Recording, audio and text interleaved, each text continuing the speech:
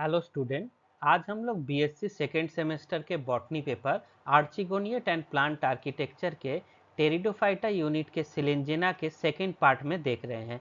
पहले पार्ट में हम लोग मॉर्फोलॉजी और एनाटॉमी को पढ़े थे। आज हम लोग इसके रिप्रोडक्शन लाइफ साइकिल को डिटेल में समझेंगे। तो सबसे पहले हम लोग बात करेंगे वेजिटेटिव रिप्रोडक्शन की। तो वेजिटेटिव रिप्रोडक्शन का जो सबसे कॉमन मेथड है उसको क्या कहते हैं? फ्रैगमेंटेशन कहते हैं। एक स्पीसीज है सिलांजियाना क्रॉसियाना, इसमें ये सबसे कॉमन में देखा जाता है। इसमें बच्चों क्या होता है, जो क्रीपिंग स्टेम होता है, जो स्टेम नीचे जमीन पे चलता है, इसका कोई हिस्सा क्या होता है, टूट जाता है, या दुर्घटना से या कमजोर होने से टूट जाता है। तो जो हिस्सा अलग हुआ, वो अलग हुआ हिस्सा क्या करता है, जैसे ही कहीं नमी पाता है तो एक पूरा प्लांट डेवलप कर लेता है, एक इंडिपेंडेंट क्लोनल कॉलोनी बनाता है। कॉलोन मतलब कि इसका जो जेनेटिक है वो सेम है और उसी प्लांट का हिस्सा है, लेकिन अब एक प्लांट से दो प्लांट बन जाते हैं। इस तरह ये आसानी से अपना नंबर बढ़ा लेता है। तो जो नया प्लांट बनता है उसमें एडवेंटेशियस रूट बनते हैं और ये पूरा अपना इंडिपेंडेंट प्लांट ग्रो कर जाता है। नेक्स्ट बच्चों जो तरीका है जिसको क्या कहते हैं, जेमा या जेमा बर्ड्स कहते हैं। इसमें क्या होता है बच्चों, ये होता है जो इनकी शाखाएं होती है, एरियल ब्रांचेस होती हैं, उनके टॉप पे क्या होती है, एपेक्स ब्रांचेस बनती है और उसमें एक स्ट्रक्चर बनता है जिसे जेमा कहते हैं। जब ये मुख्य पौधे से अलग होकर गिरता है तो जो अच्छे कंडीशन होता है, एडेप्टिव कंडीशन मिले, तो ये जर्मिनेट करके पूरा नया स्पोरोफाइट बना लेता है। तो अगर जेमा की बात की जाए तो ये कहाँ बनते हैं बच्चों, ये एक्सट्रीम टिप पे बनते हैं, एरियल ब्रांचेस के सबसे ऊपर। अगर आपको इसको देखना हो तो एरियल ब्रांचेस के एपेक्स पे देखना होगा।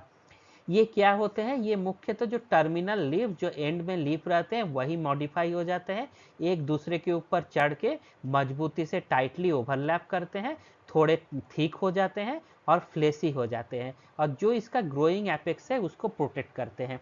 अगर बहुत लंबा समय आया, ड्रॉट आया, कोल्ड आया, तो वैसे ही रहते हैं, फिर बाद में गिर के ये जर्मिनेट होकर नया पोरोफाइट बना देते हैं। तीसरा और बहुत इंटरेस्टिंग है ट्यूबर फॉर्मेशन। ट्यूबर फॉर्मेशन में बच्चों क्या होता है, जब डेवलपमेंट होता है तो अगर कोई ऐसा सिचुएशन आ जाए जब क्या हो, ग्रोइंग सीजन एंड हो रहा हो, दिक्कत हो रहा हो फूड का, तो ये एक स्टोरेज ऑर्गन जैसा स्ट्रक्चर बनाता है। इसको क्या कहते हैं, इसको स्टेम ट्यूबर कहते हैं। ये बच्चों दो तरह के होते हैं। पहला होता है हवाई एरियल ब्रांचेस पे, जैसे ये एरियल ब्रांच है, यहाँ क्या बन गया, एरियल ट्यूबर बन गया या स्टेम ट्यूबर बन गया। कभी कभी जमीन के नीचे भी बनता है, जिसको क्या कहते हैं, सबटेरेनियन ट्यूबर या रेस्टिंग ट्यूबर। ये जब कठिन मौसम बीत जाता है तो क्या करता है, ये बाहर आ जाता है और फिर नया प्लांट को ग्रो करा देता है। तो ट्यूबर कहाँ होता है, ये होता है एंड ऑफ ग्रोइंग सीजन में। कहाँ होता है, एरियल ट्यूबर्स, जो डायरेक्टली आपको एपेक्स में एरियल ब्रांचेस में दिखता है। कुछ सबटेरेनियन ट्यूबर होता है जो अंडरग्राउंड होते हैं, और इससे क्या बनेगा, फिलामेंटस वेजिटेटिव ब्रांच निकलते हैं जो सॉइल में घुड़ जाते हैं, जैसे यहाँ दिखाया गया है। बच्चों अगला है रेस्टिंग बर्ड या बल्बिल्स।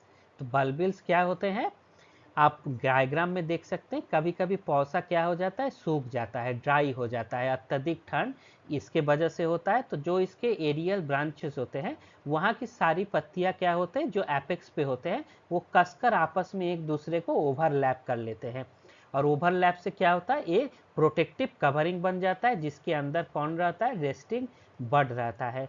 ये रेस्टिंग बर्ड बना लेता है, और जब मौसम ठीक हो जाता है यही रेस्टिंग बर्ड ओपन हो जाता है और एक छोटा सा बल्बिल जैसा स्ट्रक्चर बना लेगा और आगे जाके पूरा प्लांट बना लेता है। तो ये क्या है, एक फ्लेसी बर्ड है जो ट्यूबर जैसा काम करता है, डिटैच हो जाता है और एक एरियल ब्रांच ग्रो कर लेता है। तो बच्चों सिलांजिलाना हमको क्या सिखा रहा है, कि जब भी परिस्थिति खराब हो, मुश्किल हो, उसमें क्या होना चाहिए, डोरमेंट, यानी हम लोग को शांत हो जाना चाहिए, और जब सही समय आने पे फिर से जर्मिनेट होना चाहिए। तो बुद्धिमान व्यक्ति ऐसा ही होता है, कठिन समय में शांत रहता है, फिर जब अच्छा समय आता है तो वो जाग जाता है। तो बच्चों इसके वेजिटेटिव रिप्रोडक्शन के आगे बढ़ के अब हम लोग एसेक्सुअल रिप्रोडक्शन देखेंगे। तो बच्चों सिलांजिलाना में दो अलग अलग प्रकार के स्पोर बनते हैं, मेल को माइक्रोस्पोर और फीमेल को मेगास्पोर कहते हैं, और इसी को क्या कहते हैं, हेट्रोस्पोरस नेचर, मतलब दो तरह के स्पोर का बनना एक ही प्लांट में। इनके जो स्पोरेंजिया होते हैं, इसका डेवलपमेंट बच्चों क्या होता है, यू स्पोरेंजिएट, यानी ये एक ग्रुप ऑफ इनिशियल सेल से बनते हैं, एक सेल से नहीं, ग्रुप ऑफ इनिशियल सेल से बनते हैं।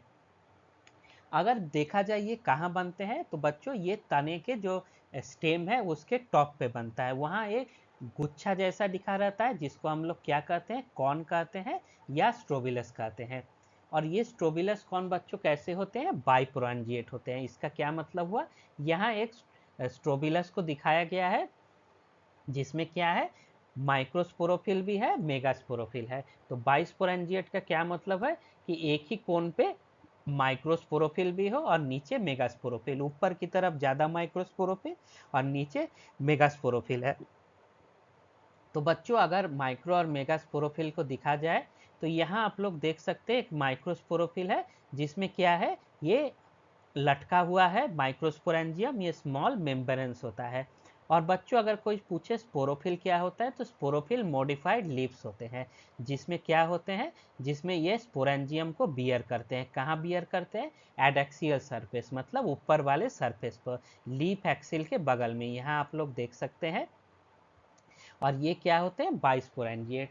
तो अगर माइक्रोस्पोरेंजियम को डिटेल में देखें तो माइक्रोस्पोरेंजियम बच्चों कैसा दिखता है, गोलाकार या ओवल दिखता है, रेडिश ऑरेंज कलर का होता है।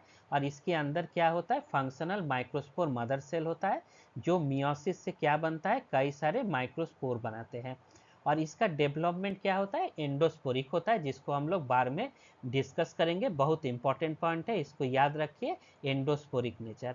अगर मेगास्पोरेंजियम की बात की जाए तो ये माइक्रोस्पोरेंजियम से क्या होता है, साइज में बड़े होते हैं और इनको 4 लोब, यहाँ आप लोग देख सकते हैं, माइक्रोस्पोरेंजियम छोटा था और मेगास्पोरेंजियम बड़ा है। और इसमें क्या है, 4 आपको लोब दिख रहे हैं, 1 2 3 और 4 लोब दिखते हैं। तो बच्चों इसमें शुरुआत में कई इसमें कोशिकाएं होती है, लेकिन बाद में एक ही मेगास्पोरोसेल मदर सेल बचता है। तो इसमें क्या होता है, सारे डिजेनरेट हो जाते हैं और सिंगल मेगास्पोर मदर सेल इसके अंदर बैठा रहता है। तो बाकी सब नष्ट हो जाते हैं और अंत में क्या होता है, जो ये बचा हुआ मेगास्पोर मदर सेल्स होता है, इसमें क्या होता है, इसके अंदर होता है मियोसिस होता है। और मियोसिस से क्या होता है, 4 बड़े हैप्लॉइड मेगास्पोर बनते हैं। तो बच्चों इसके अगर साइज और शेप को दिखा जाए तो कभी कंपेरेटिव क्वेश्चन पूछा जाता है। तो इसमें कुछ अहम बातें हैं, इसमें क्या है, नंबर ऑफ स्पोर। तो माइक्रोस्पोरेंजियम में सैकड़ों छोटे छोटे स्पोर बनेंगे और मेगास्पोरेंजियम में कितने बनेंगे, ओनली 4 बनते हैं, 4 मेगास्पोर। डेहिसेंस दोनों में कैसे होता है, वर्टिकल सेट में, जब ये ऊपर से टूटेगा, यहाँ एक जगह बन जाएगा, ये दोनों वर्टिकल सेट से तोड़ते हैं और एक स्ट्रक्चर बनता है जिसको क्या कहते हैं, ट्राइरेडिएट रिच कहते हैं। तो दोनों में ट्राइरेडिएट रिच साफ देखा जा सकता है। तो ये भी क्वेश्चन एग्जाम में आ सकता है। तो बच्चों इसमें सबसे जो इम्पोर्टेंट बात है सिलेंजिनेला के मेल गैमेटोफाइट में, वो ये है कि इसका जो स्पोर है, माइक्रोस्पोर है। अब सारा डेवलपमेंट कहाँ होता है, इसके अंदर ही होता है, जिसको क्या कहते हैं, एंडोस्पोरिक कहते हैं, एंडोस्पोरिक नेचर कहते हैं। लाइकोपोडियम में हम लोग देखे थे, गैमेटोफाइट क्या होता था, बाहर आके डेवलप करता था, लेकिन यहाँ क्या होता है, एंडोस्पोरिक डेवलपमेंट होता है। यानी ये पूरी तरह से माइक्रोस्पोर का जो ये वाल है, इसी के अंदर सारा काम आगे होगा और ये हाईली रिड्यूस्ड होता है। तो जो बच्चों इसमें क्या होगा, जो ये इसका जो सेल है, जो हैप्लॉइड न्यूक्लियस है, उसमें एक सेल डिवीजन होगा। और पहला सेल डिवीजन कैसा होता है, अनइक्वल सेल डिवीजन होता है, एसिमेट्रिकली डिवाइड होता है, जिससे क्या बनता है, एक छोटा सा प्रोथैलियल सेल्स बनता है और एक बड़ा सा एंड्रोगोनियल सेल्स बनता है। तो बच्चों ये जो प्रोथैलियल सेल्स है, एक छोटा सा सेल्स है, लेंस के आकार का होता है और ये पूरे गैमेटोफाइट का वेजिटेटिव बॉडी रहता है। ये वेजिटेटिव, इसको याद रखना है प्रोथैलियल सेल्स को, ये क्या है, ये छोटा सा है और ये वेजिटेटिव बॉडी का पार्ट रहता है गैमेटोफाइट का। इसके आगे कोई डिवीजन इसमें नहीं होता है, ये बस एक अपसेस होता है, इसमें आगे कुछ डेवलपमेंट नहीं होगा। डेवलपमेंट किस में होता है, एंथ्रीडियल सेल्स में, या जिससे क्या होता है, पूरा एंथ्रीडियम बनता है। तो बच्चों ये जो बड़ा एंथ्रीडियल सेल्स है, ये लगातार डिवाइड करता है, कब तक, जब तक कि टोटल 12 सेल्स स्टेज ना बन जाए। इन 12 सेल्स में क्या होते हैं, 8 जैकेट सेल्स होते हैं, यहाँ आप लोग देख सकते हैं, ये सब क्या है, 8 जैकेट सेल्स है, ये बाहर की तरफ एक आउटर प्रोटेक्टिव लेयर बनाता है। पहले तो स्पोर का लेयर था ही, उसके बावजूद इसके अंदर भी एक 8 लेयर ऑफ जैकेट सेल बनता है और अंदर क्या बनता है, 4 प्राइमरी एंड्रोगोनियल सेल्स बनते हैं। तो बच्चों ये जो 4 एंड्रोगोनियल सेल्स होते हैं ये क्या करते हैं, रिपीटेडली डिवाइड करते हैं और 128 से 256 एंड्रोसाइट बनाते हैं। ये जो एंड्रोसाइट्स होते हैं जिनमें स्पर्मेटिस भी कहते हैं, यही बाद में मेटामॉर्फोसिस होते हैं, इसमें कायांतरण होता है और किस में बदल जाते हैं, बाइफ्लैजिलेट स्पर्मेटोजॉय और या एंथ्रोजॉइड्स में, जिसमें क्या होता है, स्पाइरली कॉइल्ड होता है। यहाँ देख सकते हैं जो एंड्रोसाइट्स थे वो किस में बदल गए, बाइफेजिलेटेड स्पाइरली कॉइल्ड एंथ्रोजॉइड्स में। जब ये डेवलप होने लगे तो माइक्रोस्कोप स्पोर का दीवार टूट जाता है और पानी के कांटेक्ट में आते ही जैकेट सेल्स नष्ट हो जाते हैं और तैरने वाले ये एंथ्रोजॉइड्स बाहर निकल के फर्टिलाइजेशन के लिए रेडी होते हैं। तो बच्चों एक क्वेश्चन कभी कभी एग्जाम में पूछा जाता है कि माइक्रोस्पोर किस स्टेज में लिपरेट होते हैं माइक्रोस्पोरेंजियम से, तो ये बहुत इंपॉर्टेंट क्वेश्चन है। तो ये बच्चों 13 सेल्स में होता है। तो आप कहेंगे अभी तो 12 था, 13 कौन था, तो एक बच्चों 4 एंड्रोगोनियल सेल, 8 जैकेट सेल और एक जो हमारा वेजिटेटिव प्रोथैलियल सेल है उसको नहीं भूलना है। तो क्वेश्चन अगर आए कि एंथ्रीडियम फॉर्मेशन में कितने सेल बनते हैं, वो 12 होगा, 8 जैकेट और 4, और लिबरेशन के टाइम में कितना होगा, 13 सेल, क्योंकि एक हमारा प्रोथैरियल सेल्स भी अभी भी पड़ा हुआ है। बच्चों अब फीमेल गैमेटोफाइट को समझेंगे। तो जो फीमेल गैमेटोफाइट होता है इसका भी डेवलपमेंट कहाँ होता है, मेगास्पोर के, एक जो थिक वाल्ड मेगास्पोर है यहाँ हम लोग देख सकते हैं, इसी के अंदर होता है। ये मेल गैमेटोफाइट की तुलना में थोड़ा कॉम्प्लेक्स होता है, क्योंकि इसमें आगे एम्ब्रियो बनेगा, उसको न्यूट्रिशन देने का काम के लिए भी सेल्स बनते हैं। तो सबसे पहले क्या होता है, फ्री न्यूक्लियर डिवीजन होता है। तो शुरुआत में जो मेगाप्रोड का न्यूक्लियस है वो क्या करता है, फ्री न्यूक्लियर डिवीजन करता है, जिसका क्या मतलब है, कई न्यूक्लियस बनते हैं लेकिन कोई वाल नहीं बनता। तो इससे क्या बनता है, एक मल्टी न्यूक्लिएट कंडीशन बन जाएगा, साइटोप्लाज्म की लेयर बन जाएगी और बीच में क्या होता है, एक बड़ा सेंट्रल वैक्यूल, जो देख सकते हैं एक बड़ा सेंट्रल वैक्यूल बन जाता है। आगे क्या होता है, वाल फॉर्मेशन स्टार्ट होता है। इसके बाद जो ऊपर की सेल्स होते हैं जिनको एपिकल पोल कहा जाता है, वहाँ क्या होती है, कुछ सेल्स बनने लगती है और धीरे धीरे नीचे की ओर बढ़ता है। ये पूरे गैमेटोफाइट को दो हिस्सों में बांटता है। आगे चल के देखते हैं तो एक ऊपर का हिस्सा आपको दिखेगा जिसको क्या कहते हैं, एपिकल कुशन कहते हैं। जो अपर है वो कैसा होता है, ये मल्टी सेलुलर होता है, इसमें क्लोरोफिल होते हैं और आगे जाके आर्चिगोनिया भी यही डेवलप करता है। लोअर जोन को क्या कहते हैं, ये स्टोरेज रीजन होता है, इसमें स्टार्च, प्रोटीन और ऑयल ड्रॉपलेट्स, ऑयल ग्लोब्यूल्स ये सब रखते हैं। इसका काम क्या होता है, ये एम्ब्रियो को आगे फीड करने के लिए पहले से खाना स्टोर करता है। तो बच्चों आगे क्या होगा, जैसे जैसे ऊपर का जो और जो बीच का इसका दीवार है इसको बच्चों क्या कहते हैं, डायफ्राम कहते हैं, जो दोनों हिस्सों को क्या करता है, सेपरेट करता है। तो जैसे जैसे ऊपर का एपिकल हिस्सा ये डेवलप होता जाएगा तो ये क्या करता है, ये जो ट्राई रेडिएट रीज होता है इसको धक्का मारता है। तो धक्का मारने से क्या होता है, ये ऊपर की तरफ खुल जाता है, टूट जाता है और जो फ्लास्क शेप्ड आर्चिगोनिया होती है वो बाहर आपको इसमें खुले हुए दिखने लगते हैं। तो बच्चों अगर आर्चिगोनिया को डिटेल में देखा जाए तो आर्चिगोनिया के स्ट्रक्चर में क्या दिखेगा, इसमें कोशिकाओं की दो लेयर होती है। जो नेक रीजन है इसमें 2 टायर्स ऑफ 4 सेल ईच होते हैं, यहाँ दिखाई दे रहा है नेक में एक नीचे नेक कैनाल सेल्स होता है, उसके नीचे सिंगल वेंट्रल कैनाल सेल और बेस में क्या होता है, एक सेल होता है। तो स्ट्रक्चर इसका बहुत ही आसान है। इसमें क्या याद रखना है कि पहले फ्री न्यूक्लियर डिवीजन होगा, फिर वाल फॉर्मेशन होगा, ऊपर एपिकल कुशन होगा जिसमें आर्चिगोनिया बनता है, लोअर स्टोरेज रीजन होगा और बीच के वाल को क्या कहते हैं, डायफ्राम कहते हैं। तो बच्चों इसके रिप्रोडक्शन की बात करें तो यहाँ एक बात समझना चाहिए, इसमें क्या होता है, फर्टिलाइजेशन तब हो सकता है जब मेगास्पोर क्या हो, प्लांट के स्टिल एचाइड हो, मेगास्पोरेंजियम पेरेंट कॉर्न में हो या ये गिर के जमीन पे आ जाए तब भी हो सकता है। दोनों कंडीशन में इसमें फर्टिलाइजेशन होता है। और इस फर्टिलाइजेशन के लिए क्या जरूरी है, वाटर इज एब्सोल्युटली मैंडेटरी, यहाँ पानी का होना बिल्कुल अनिवार्य है। बारिश या उसकी बूंदें इन जो ट्राई रेडिएट रिज होते हैं जो टूट जाते हैं उसके भीतर रास्ता देती है। तो हम लोग फिगर में देख सकते हैं कि यहाँ क्या होता है, यहाँ जो इसका आर्चिगोनियम है उसके अंदर मेल क्या करता है, स्विम होके आता है तो क्या वहाँ बनता है, एक म्यूसिलेजिनस फ्लूइड होता है। जो नेक कैनल सेल और वेंटर कैनल सेल होते हैं वो डिसइंटीग्रेट होते हैं और एक म्यूसिलेजिनस फ्लूइड बनाता है। ये क्या करता है, ये स्पर्म को अट्रैक्ट करता है और बाइफैजिलेटेड स्पर्म इस केमिकल से अट्रैक्ट होकर स्विम करके नीचे आते हैं नेक से और फर्टिलाइज करते हैं। ये कीमोटैक्टिक अट्रैक्शन होता है और जाइगोट बन जाता है। तो बच्चों आगे क्या होता है, जाइगोट क्या होता है, जाइगोट धीरे धीरे डेवलप करता है। इसमें पहला डिवीजन क्या होता है, ट्रांसवर्स डिवीजन होता है। पहला डिवीजन क्या है, ट्रांसवर्स डिवीजन होगा, जिससे दो अनइक्वल सेल्स बनते हैं।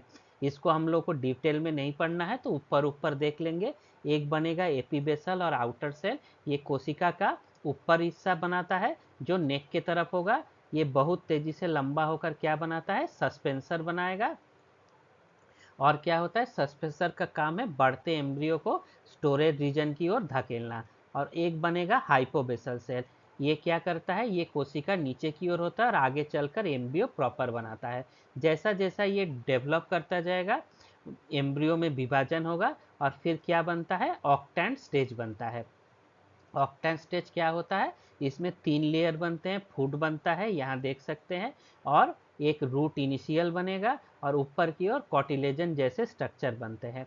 यहाँ हम लोग क्या देख सकते हैं, एक यंग स्पोरोफाइट देख सकते हैं जो अभी भी कहाँ है, मेगास्पोर के अंदर दिखाई दे रहा है। यहाँ फुट तक मेगास्पोर के अंदर ही धसा रहता है, जबकि के नन्हे पौधों में हरा पत्ती या जड़ राइजोफोर इनिशियल डेवलप ना हो जाए। जब ये डेवलप हो जाते हैं तभी ये अपना सेल्फ सफिशिएंट बनेगा और इससे निकल जाएगा। तो बच्चों अल्टरनेशन ऑफ जनरेशन की बात किया जाए तो इसका मैच्योर स्टेज क्या होता है, इसका स्पोरोफाइट होता है जो डिप्लॉयड होता है, जो डोमिनेंट है। इसमें क्या बनते हैं हम लोग देखें, इसमें स्ट्रोबिलस बनते हैं। स्ट्रोबिलस के अंदर क्या होता है, मियोसिस होता है, जिससे हैप्लॉइड माइक्रोस्पोर और मेगास्पोर बनते हैं। यहाँ पर क्या होता है, इसके बाद स्टेज क्या शुरू होता है, गैमेटोफाइट होता है। नीचे जाके ये क्या करता है, यहाँ से हैप्लॉइड रीजन होगा। माइक्रोस्पोर से क्या बनता है, मेल गैमेटोफाइट, और मेगास्पोर से क्या बनता है, फीमेल गैमेटोफाइट। तो गैमेटोफाइट जैसा ज़्यादा स्ट्रक्चर तो नहीं होता, ये अंदर ही स्पोर के अंदर रहते हैं, जिसमें एंथ्रीडियम बाइफैजिलेट स्पर्म बनाएगा और फीमेल गैमेटोफाइट एक बनाएगा। और जब पानी मिलेगा उससे फर्टिलाइजेशन होगा और कहानी फिर से शुरू हो जाता है, डेवलप स्पोरोफाइट, और ये चलता रहेगा। अब बच्चों इंपॉर्टेंट चीज क्या याद रखना है, ये एवोल्यूशनरी सिग्निफिकेंस है। तो ये पौधा सीधे बीज तो नहीं बना पाता, लेकिन इसके पास वो 4 चीजें होती है जो सीड हैबिट के लिए बहुत एसेसरी होता है। पहला क्या है, हेट्रोस्पोरी। हेट्रोस्पोरी क्या है, इसमें 2 अलग अलग तरह के स्पोर बनते हैं, एक माइक्रोस्पोर जो छोटा होता है और एक मेगास्पोर जो बड़ा होता है। हायर प्लांट्स में भी इसी तरह का चीज देखा जाता है। इसके बाद क्या होता है, रिडक्शन ऑफ मेगास्पोर नंबर। इसमें मेगास्पोर में स्पोर की संख्या घटकर सिर्फ 4 कर दिया गया, ताकि जो बचे उन्हें बेहतरीन पोषण मिल सके। तीसरा पॉइंट क्या है, एंडोस्पोरिक फीमेल गैमेटोफाइट। जो फीमेल गैमेटोफाइट है वो क्या करता है, वो कहीं धूल मिट्टी में नहीं भटकता, बल्कि मेगास्पोर के मजबूत वाल के अंदर बैठकर अपना पूरा डेवलपमेंट करता है। ठीक वैसे ही जैसे एक सीड अपना एम्ब्रियो को अंदर सुरक्षित रख के डेवलप करता है। और चौथा क्या है, इन सिटू एम्ब्रियो डेवलपमेंट। जो फर्टिलाइजेशन हो जाता है उसके बाद जाइगोट बनता है, उसका क्या होता है, उसका जो मैटरनल स्पोरेंजियम होता है वो भीतर ही सुरक्षित रहता है। हम लोग अभी देखे हैं कि आधा डेवलपमेंट जब तक लीफ ना आ जाए वो बाहर नहीं निकलता है। तो बच्चों सिलेंजिनाला के बीज बनने की दिशा में ये सारे कदम है। अभी बना तो नहीं है इसमें ट्रू बीज, लेकिन वो सारे कैरेक्टर आ गए। क्या कैरेक्टर इसमें नहीं है, इसमें एंटीगुमेंट नहीं बनता जो सुरक्षा का आवरण होता है, लेकिन एवोल्यूशन के लिए ये बहुत महत्वपूर्ण है। हमेशा कहा जाता है सीड हैबिट एवोल्यूशन सिलाजिनाला से ही शुरू हुआ है। तो बच्चों हम लोग अब लास्ट क्लास में लाइकोपोडियम देखे थे, आज सिलांजिना पढ़े। एक बार इनको कंपेरेटिव कंपेयर कर लेते हैं। तो लाइकोपोडियम में क्या था, होमोस्पोरस, और सिलांजिना क्या है, हेट्रोस्पोरस। सिलांजिना यहाँ माइक्रो और मेगास्पोर दोनों बनाने हैं। इसमें लिग्यूल जैसा कोई स्ट्रक्चर नहीं था, यहाँ लिग्यूल पाया जाता है जो बहुत इंपॉर्टेंट है। और लिग्यूल के साथ यहाँ राइजोफोर भी नहीं था, यहाँ राइजोफोर भी पाया जाता है। 2 यूनिक फीचर है किसके, सिलाजिना के। तीसरा क्या है, गाइमेटोफाइट फ्री लिविंग था, इसका क्या है, एंडोस्पोरिक है। उसी तरह एम्ब्रियो भी एंडोस्पोरिक है, जबकि वहाँ क्या होता था, एक्सोस्पोरिक होता था। और बच्चों एग्जाम के लिए आप लोगों को क्या याद रखना है जो बहुत ही महत्वपूर्ण है, जिससे हर साल एग्जाम में क्वेश्चन पूछे जाते हैं। तो सबसे पहला क्या है, सिलेंजिना क्या है, हेक्ट्रोस्पोरस है। इसके लीफ में क्या होते हैं, लिग्यूल्स होते हैं। राइजोफोर जैसा स्ट्रक्चर इसमें पाया जाता है। इसका स्टेम क्या है, पॉलीस्टिलिक ड्राई ट्राइआर्क भी होता है। गैमेटोफिटिक डेवलपमेंट हमेशा एंडोस्पोरिक है। एम्ब्रियो भी एंडोस्पोरिक है। ये यूस्पोरेंजिएट डेवलपमेंट का एग्जाम्पल है। और सीड हैबिट के लिए ये बहुत इवोल्यूशनरी सिग्निफिकेंस है, क्योंकि इसी से सीड हैबिट स्टार्ट हुआ माना जाता है। तो बच्चों, ये हमारा लेक्चर सिलांजिलाना पे यहीं ख़त्म होता है। आपको वीडियो कैसा लगा ज़रूर बताएं, कमेंट करके बताएं, और कौन से टॉपिक पे आप आगे वीडियो चाहते हैं यही बताएं। अगले वीडियो में हम लोग मार्सिलिया को समझेंगे। Thank you.